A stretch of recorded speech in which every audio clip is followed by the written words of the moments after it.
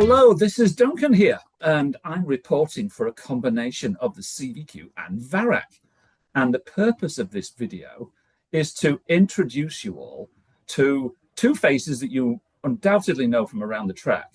But these two gents have taken on a new responsibility of president of their respective organizations. And Simon's picked up the president's role for VARAC, and Bertrand has picked up the president's role for the CVQ. And je m'excuse pour la langue anglais aujourd'hui. Je préfère une autre langue avec un peu de français, avec un anglais, but j'ai pas d'intelligence. Okay, so what we'll do first of all is I've got just some short questions really to drive the introduction, Bert and Simon. So Bert, I'm going to come to you first. I'm interested for you to know, for the people to know who you are, what car you drive, and how long you've been racing. Over to you. So hello everybody, my name is Bertrand Dupuis. I've been racing with CVQ for the past 6 years. I drive a 1974 Porsche 911 RSR replica, because if I had a real RSR replica, I'd be damn rich. I also have a quite rare 1972 Mazda RX-3, which runs a rotary engine, and I've been driving that for about 4 years as well. Fantastic. And where do you live, Bertrand? I live in Longueuil. Okay, good stuff. All right, Simon, over to you, sir. Thanks, Duncan, and thanks for setting this up. And hey, Bert. Well, I drive a 1974 BMW 2002, and when it lets me down, I borrow some of Ted's cars. So I'm hoping for a better season in 26, or I can keep turning up.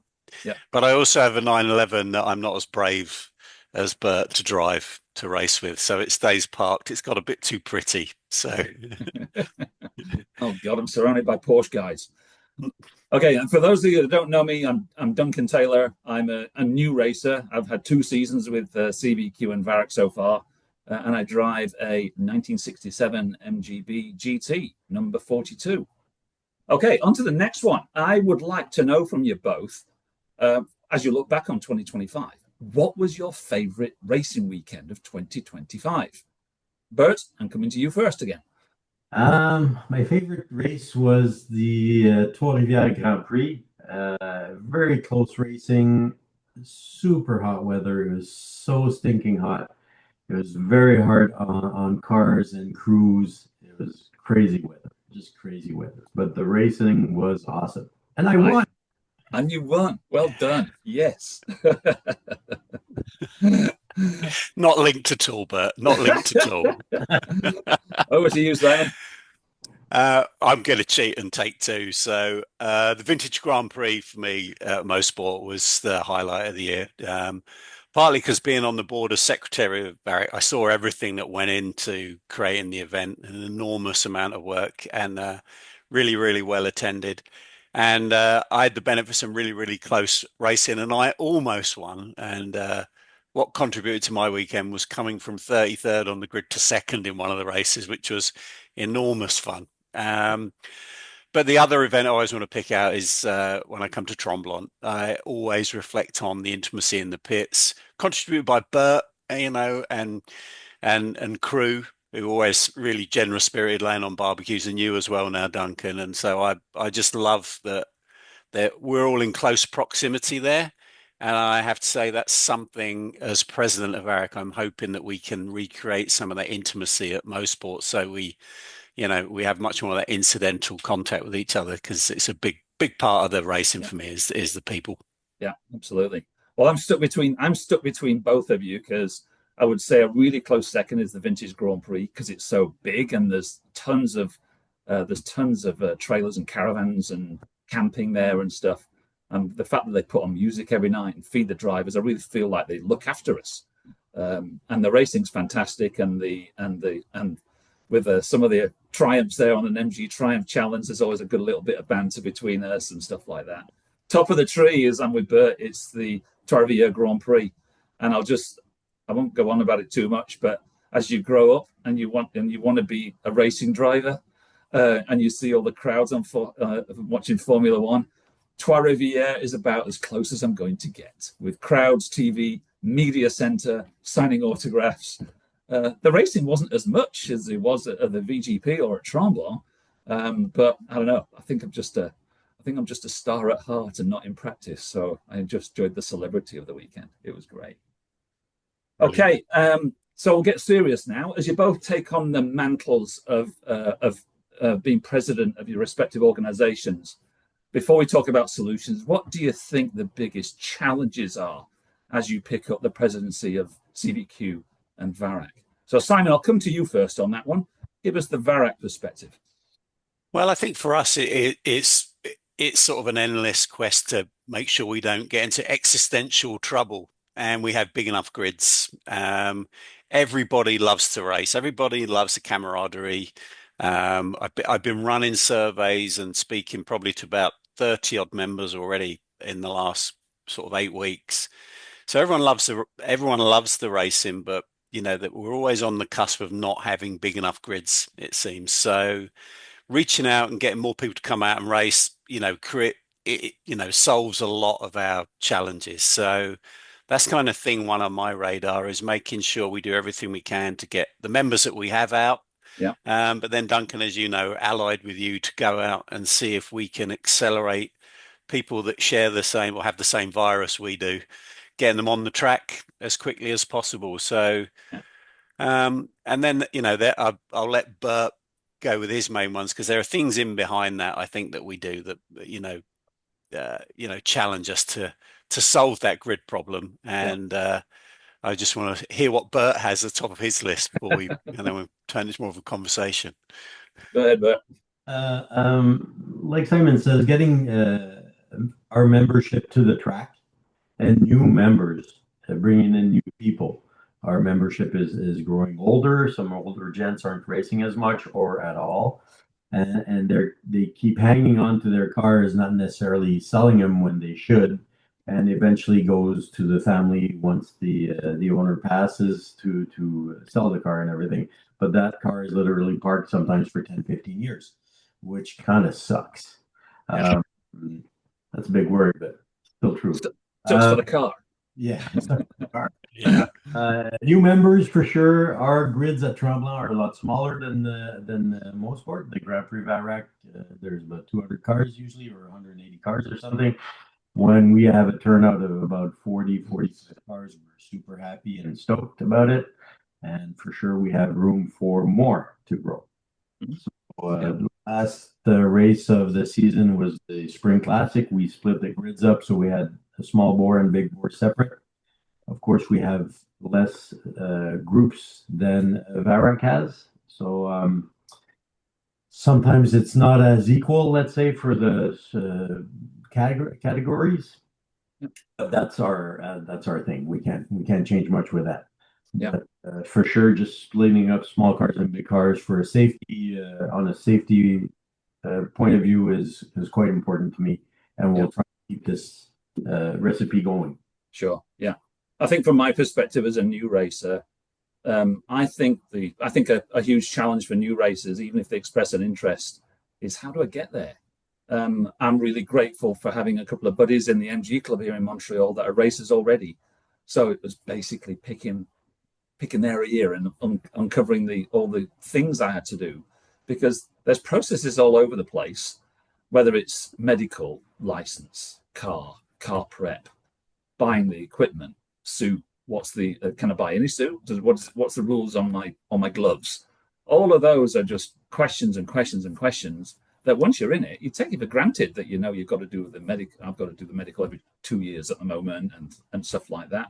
But when you're trying to get started, you don't know any of that. You just want to go racing, but there's all hurdles at that point. So if we can do anything to squash those hurdles into the floor and just make it a applicable journey, then we're on to a good thing, I think. So on our CVQ website, there is the Guide du Pilote. Mm-hmm. It's only in French. Yep. We're working on it. And so this guide, the driver's guide, it explains all this. And I'm working on revamping the old version and be out in a couple of weeks. And exactly like you said, okay, what do I do? I get a car, all the to-do list to get into a car and to get to racing. Yeah, absolutely. I confess that I took that document, Bert, and ran it through Google Translate. It did a good job. It wasn't perfect, so I had to go to Natalie once in a while, but it was great. I mean, even down to my car was getting roll cage work done to fit me in it, and there's rules around the straps as they go over your shoulder and attached to the bar behind you, and depending upon the distance to the bar and things like that. So having someone as knowledgeable as Chris Hobie on the end of a phone was superb. But not everyone will know a Chris Hobie when they get started, other than we push him in their direction or someone similar. So the more guide, the better, I think. Yeah, and if you go to the SVRA website in the States, they have a very, very accurate demands for the cars. Right. And rules and regulations, and very well expressed and easy to find. So you can use that as well as a right. Yeah, good to know. Yeah. Excellent. So as you look forward into next year's and your early respective presidencies, how do you feel about activities to promote the club and get more races in? What are some of the things that are on your mind in terms of executing and growing vintage racing in Quebec and Ontario? Simon, come to you first. Well, first we is continue work getting through the membership, Duncan, and just get as many folks out. So I'm on a personal mission, and I've got the backing of a few volunteers to talk to really all of the closed wheel members. We're lucky in that the open wheel side of our club has been grown really successfully by Paul Subject, who's given us a good template actually for the process of getting people on board to racing, including, the thorny part about getting your A license and then your B license and your A license and getting onto the track. Yeah. So I think setting up sort of onboarding capability through the course of the year would be good to do, because certainly on Ontario, if you miss the early part of the year and miss the BRAC racing, then you have limited opportunity to graduate to the track. Yeah. So that's something I would like to look at. But again, just getting through and getting data as well from the membership initially about why don't you come out? What are the issues and can we address those? And I know what Paul found on the open wheel was, to Bert's point, there were cars parked that weren't being used or weren't available to rent, and people, like me, for instance, you run into car troubles. I would have done 3 more events had I been able to get a car hired if I knew one was available. So just unlocking that log jam is a big focus for me, making sure, our most likely folks to come out are likely already members. Yeah. And then, Duncan, I think as ideas I know that you and I have talked about, which is getting people to come and visit the cars and talking to the dads of some of the crowd, and having a similar conversation like you and I did at Tromblon probably about 3 years ago now, and just sort of, feed into the excitement about the event and show people that it's not that difficult to do if you've got the will. Yeah. So yeah, absolutely. What about yourself, Bert? Excuse me? What about yourself from a CVQ perspective? Much like what Simon says, to get the people out, and when we do the Trois-Rivières Grand Prix, there's a big crowd, and we talk to a lot of people, sign autograph, give out pictures, and I think for maybe we race, let's say we're maybe an hour and a half on track, but I think we, next to the car, speaking to people, it's got to be 8 hours a day. Yeah.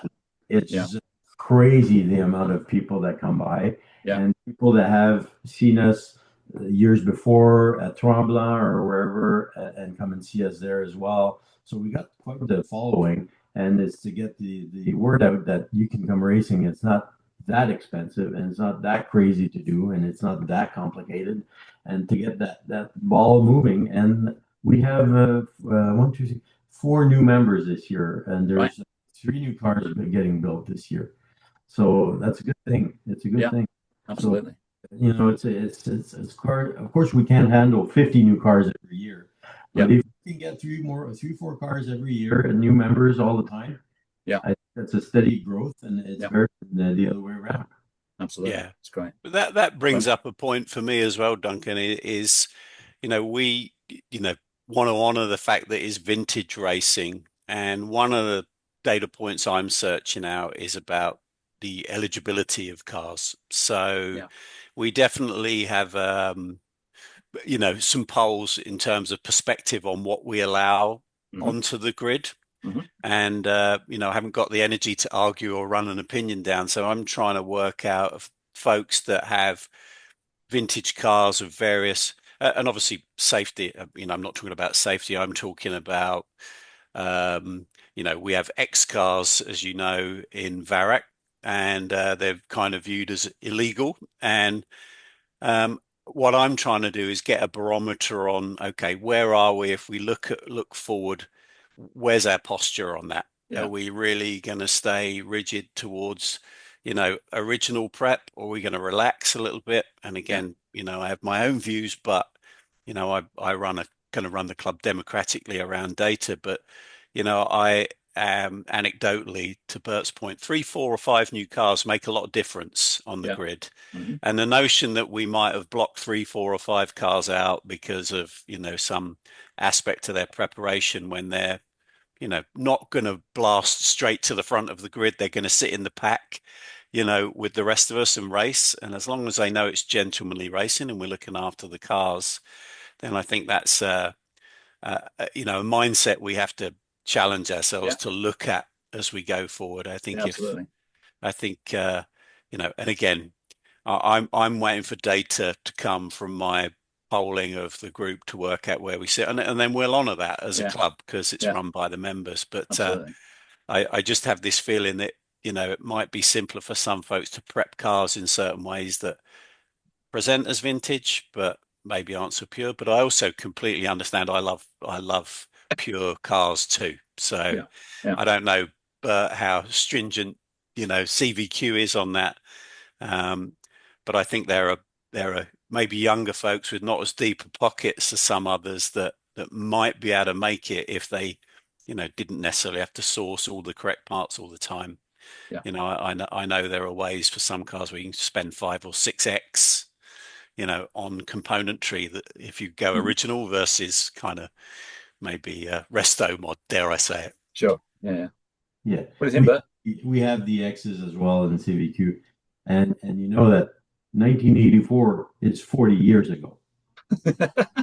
Yeah. 41 years ago. So it's like these cars are getting old, and the whole fuel injection thing is another part of the program, because the younger mechanics or racers, not all of them know carburetors. Not all of them know how to service those things and adjust them, blah, blah, and all that stuff. If you look at my son who's been running my RX3 a couple of times, he's into carburetors a bit more because he's been with me for a long time. But if you take a 28-year-old or a 30-year-old adult, they weren't born with carburetors. They have no clue how it works. So something's going to give eventually. We're going to have to open up classes, and either for first-gen Miatas or something like that to get the volume of cars with our grids, because MGs are finding, beautiful cars and everything, but they're 50, 60, 70-year-old cars when you think of it. Yeah, they are. So they might not do everybody's horn. We love those old cars because that was part of our childhood in some way or another. They didn't ring the bell for the 25-year-olds. Yeah, sure. Yeah, I'm with you. I mean, I don't have a strong view on how vintage it needs to be vintage. I think I'm still too new in the club to actually have an appreciation of what vintage means. I think from my perspective, once you get on track, if I'm racing with a few cars that are around the same capability as me in my combination of car and driver and the same lap times, and you're having fun racing and going behind a car in a corner and then overtaking on the next car, that is racing, and that's what I love the most. So had a bit of that at Calabogie. I didn't have a great weekend at Calabogie, but there was a Miata there that I've forgotten the chap's name. I apologize to him if he watches this, but he was a super guy. His car was great. It was, and it had some pace on it and stuff like that. I was having my car was doing pretty well, so I did get away from him. But for a few laps, we were pretty close, and it actually doesn't matter what the shape of the car is at that point. I'm enjoying racing, and at the end of it, you go and see the fellow, and he's a good guy. So that's what it's all about for me, I think, at this stage. Yeah, I think you bring up a good point, Duncan. For me, it is, I know you too well. I would love to have raced Bert. I watched Bert go past at high velocity, but I know you and I have had some fun, Duncan. I'll get there in the end, Bert. I'll sneak a couple of cylinders in that BM somewhere. Um, and that is a prevailing sentiment that I pick up when I talk to members, is that's what they enjoy. So long as they know the guy next to them, appreciates that we're not trading paint. Rubbing is not racing in vintage. Yeah. It's looking after the cars, and you can go and have a good conversation afterwards. I mean, that I love that. And if you've got someone that's done it longer, that is a good hair, like for me, that's Phil Cooper. He always finds a second on me. And but he's great having him there, because I can always hunt. I've always got someone to hunt, and we have some great chats afterwards. So I like that too. As we wind down, we're getting towards the end of this fireside chat. Bert, what are you looking forward to most in 2026 as the year approaches? Another great season. I hope the people show up at the events, and I hope we have the same energy and crowds we had at the fall classic. So if we can reproduce that in spring and summer, I think that'd be the best best for sure. Yeah, Simon. Forward to VARAC Grand Prix as always, and the Trois-Rivières for sure. Yeah.